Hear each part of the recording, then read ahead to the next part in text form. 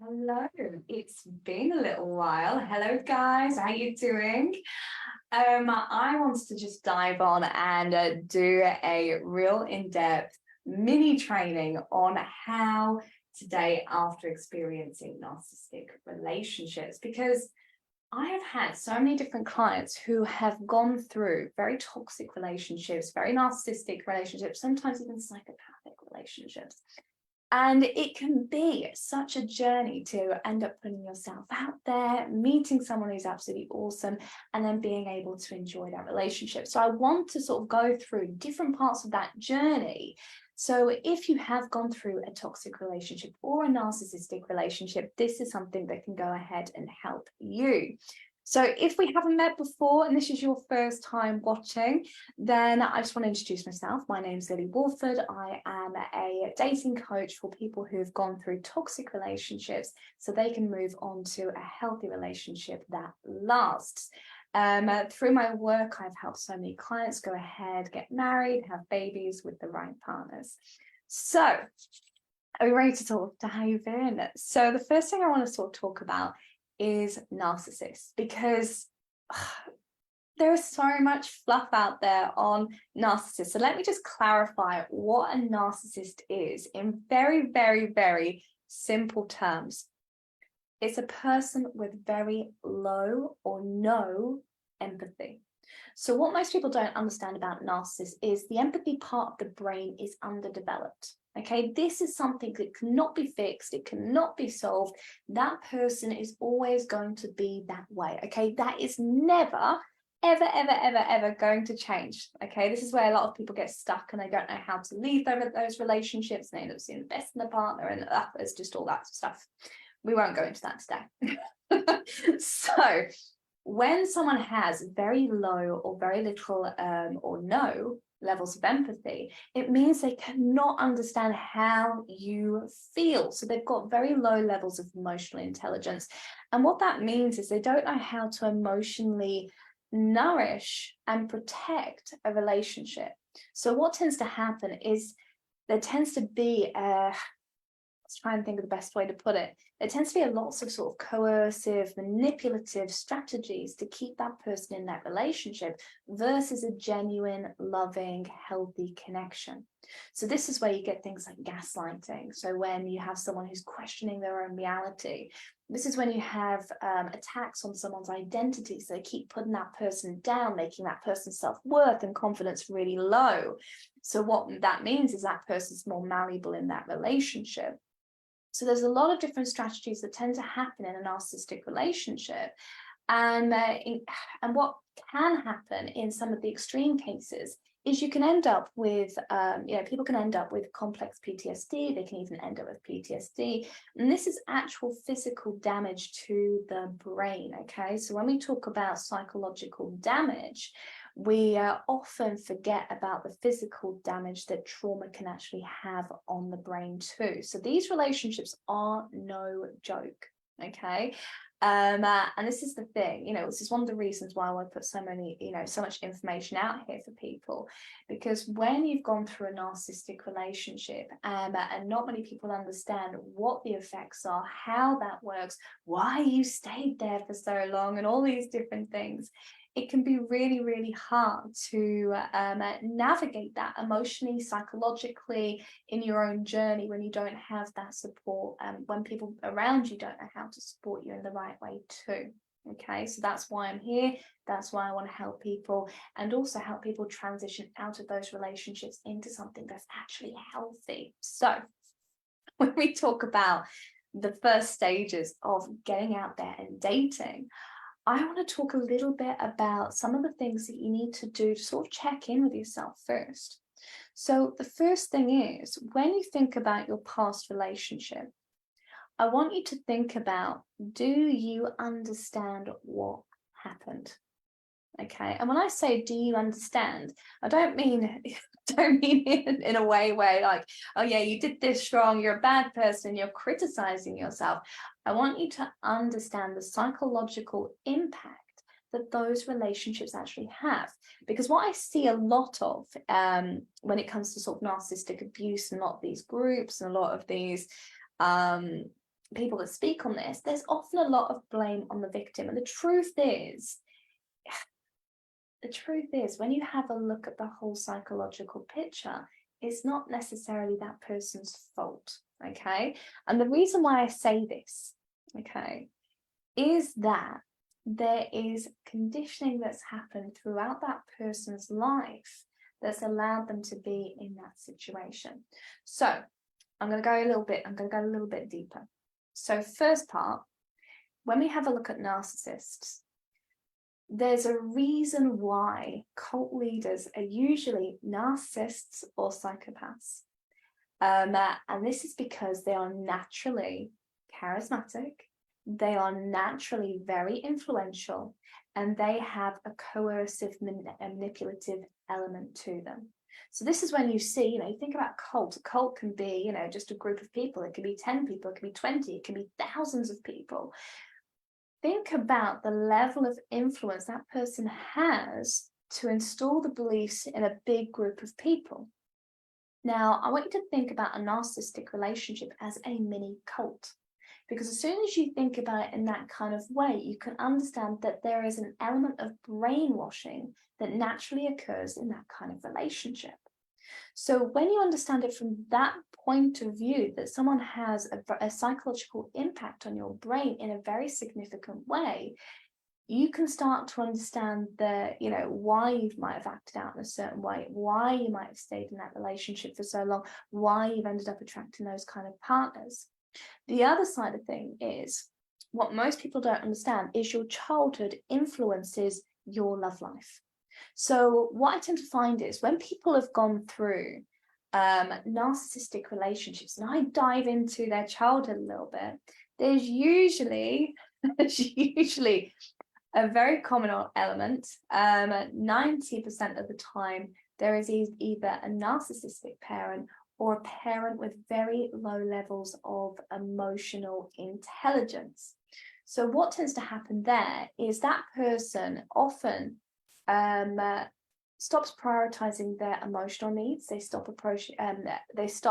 prioritizing their feelings and all these different things. So they look for a similar pattern in their romantic relationships when they go from their childhood, go into adulthood, and they start looking for romantic connections. So what tends to happen is there's a behavioral pattern, and they look for that consistency, or they look for a way to psychologically fix that in their relationship. So childhood, often, if there's any unresolved patterns, they will transfer into adulthood through romantic relationships. So that's the first thing to understand.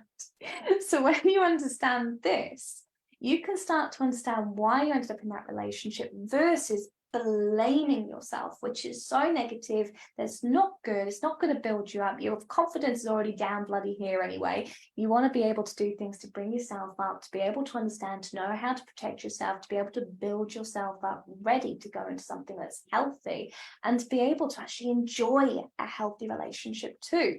So, these things are really, really important, but I don't see this being explained very well in in many resources out there. So this is one of the reasons why I want to do this video, is because if you've gone through that, you're going to have a better understanding of how all this works, and ultimately you're going to heal quicker and you're going to go into something that's healthy.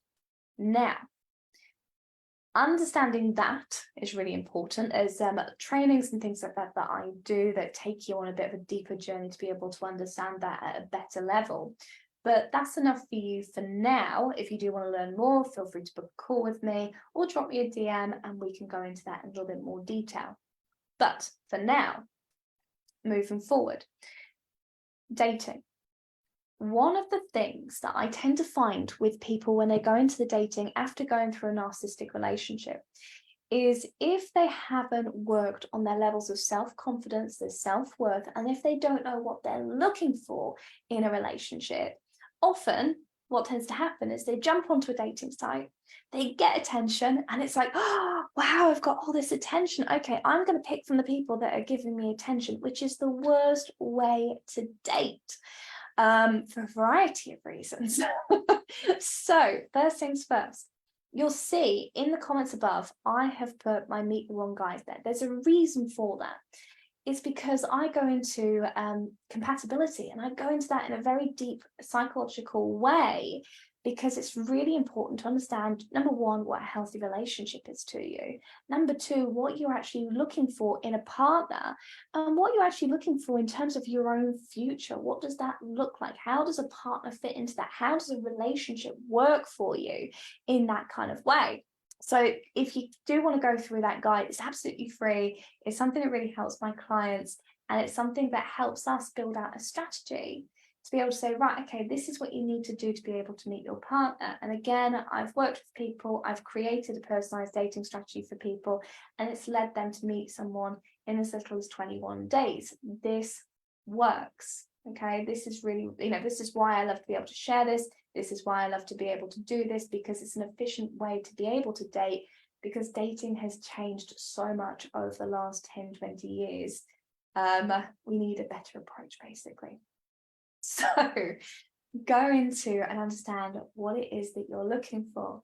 Now, the next bit, this is really important. When you understand what actually creates, or what you actually need in a relationship to have a healthy relationship, you need to understand how to search for it. So we mentioned a little bit in the beginning about empathy. Empathy is literally the core ingredient you need to be able to have a healthy relationship. Without empathy, forget it. Okay, I genuinely mean that. So you need to understand, how can you see if someone's got empathy in the beginning stages of a relationship? So you can look for things like their emotional range, like, look at their face. Are they actually fully smiling, or does their profile pictures look like they've been in a bloody police mugshot? Because someone who doesn't have a lot of expression, especially throughout all their photos, it can often mean a low level of emotional intelligence, which is not what you want for a relationship. So look for that. Look for examples in their messages. Are they actually sharing, sharing your emotions? Are they asking you how you felt? Have you shared a sad or happy story with them? Are they even sharing their own emotions? Because someone who's emotionally intelligent isn't afraid to say how they feel. They're not afraid to show affection. They're not afraid to be able to actually just share what they need, or just their emotions, just in a genuine way. So look for that, okay? Because the moment you do that, you're actually finding someone that you can build a very strong, healthy foundation in a relationship with, which is super, super important. And that's what we want. The next part, okay? So once you've had a look at compatibility, you've had a look at empathy, the next thing you're looking for is consistency. Because you want, in terms of relationship, consistency is so important, because this is what you need to be able to build trust in a relationship. So if they're constantly dropping off the end of the earth, if they're not messaging you back constantly, or they're not giving you any ideas of when you're going to go on a date or the next date or anything like that, you're not going to feel emotionally safe, which isn't what you want. Okay, so you're going to be looking for that consistency. Then we'll be looking at things like trust and intimacy. And again, this is something that I go into in great detail in our programs, where you can actually enjoy building that trust and intimacy, and actually understand whether that's a person that you can build that trust and intimacy with. We are actually launching our next cohort of our mastermind in the start of January. So if you are interested, please drop me a DM. These spots are going to fill up really, really fast. This is where we work with you for a year, and we actually help you go from being single to entering a loving relationship and building that into a relationship that lasts. So if there's any questions or anything that you're struggling with, feel free to drop me a message, feel free to put a comment down, feel free to even tag friends who've gone through a toxic relationship, because there's information here that's really, really important for them to be able to understand. And then ultimately, I'm going to add this to the top as well. If you want to understand more, more about narcissistic abuse, and going from narcissistic relationships to something that's healthy, join our Facebook group, because I'm going to be doing lots of in-depth trainings in that group. And it will be absolutely awesome to see you there. All right, so I'm going to leave it there. Thank you so much for watching. Sending you all so much love, and I shall see you all soon. Bye for now.